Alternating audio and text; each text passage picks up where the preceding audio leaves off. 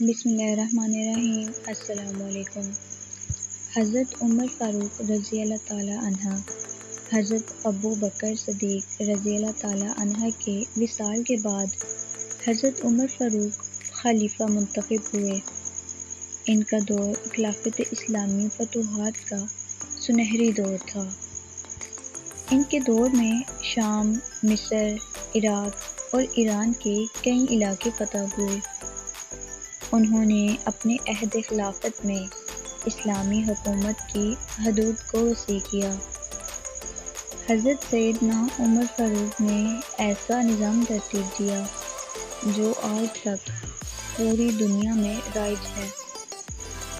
انہوں نے سن ہجری کا آغاز کیا، جیل کا تصور دیا، مؤذنوں کی تنخواہیں مقرر کیں، مسجدوں میں روشنی کا بندوبست کیا، پولیس کا محکمہ بنایا، دنیا میں پہلی بار دودھ پیتے بچوں، معذوروں، بیواؤں اور بے آسراؤں کے وظیفے مقرر کیے، فوجی چھاؤنیاں بنوائیں اور فوج کا باقاعدہ محکمہ قائم کیا، اور بے انصافی کرنے والے ججوں کو سزا دینے کا سلسلہ بھی شروع کیا، اور دنیا میں پہلی بار با اختیار لوگوں کا احتساب بھی شروع کیا۔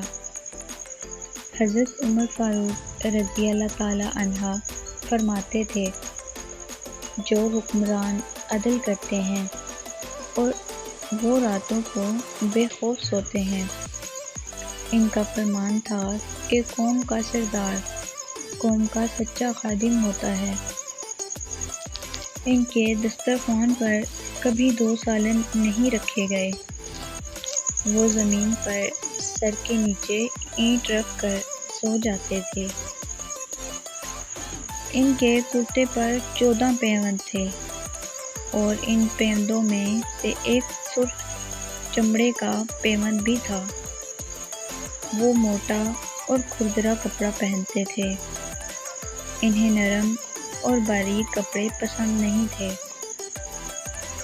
آپ رضی اللہ تعالیٰ عنہ جب کسی کو گورنر بناتے تھے تو اسے نصیحت فرماتے، کبھی ترکی گھوڑے پر سوار نہ ہونا، باریک لباس نہ پہننا، چھنا ہوا آٹا نہ کھانا، دربان نہ رکھنا، اور کسی فریادی کے آنے پر دروازہ بند نہ کرنا۔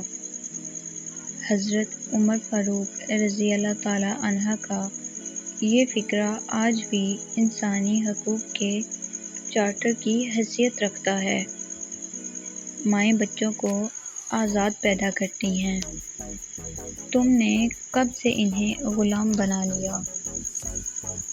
وہ اسلامی دنیا کے پہلے خلیفہ تھے جنہیں امیر المومنین کا خطاب دیا گیا، اور دنیا کے واحد حکمران تھے جو فرمایا کرتے تھے، میرے دور میں اگر فرات کے کنارے کوئی کتا بھی بھوکا مر گیا تو اس کی سزا مجھ کو بھگتنا ہوگی۔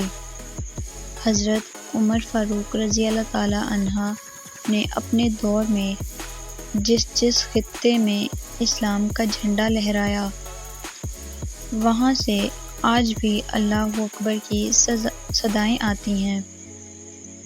وہاں آج بھی لوگ اللہ کے سامنے سجدہ کرتے ہیں۔ ان کا بنایا ہوا نظام دنیا کے 245 ممالک میں آج بھی کسی نہ کسی شکل میں موجود ہے۔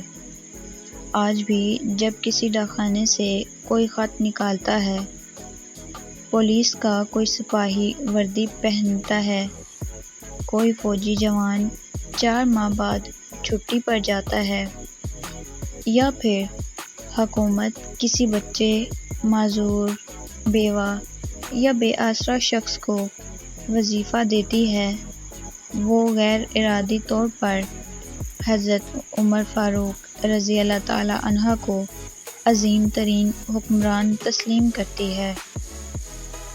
حضرت عمر فاروق رضی اللہ تعالیٰ عنہ کے بارے میں مشرکین بھی اعتراف کرتے ہیں کہ اسلام میں اگر ایک عمر فاروق اور ہوتا تو آج دنیا بھر میں صرف دین اسلام ہی نافذ ہوتا۔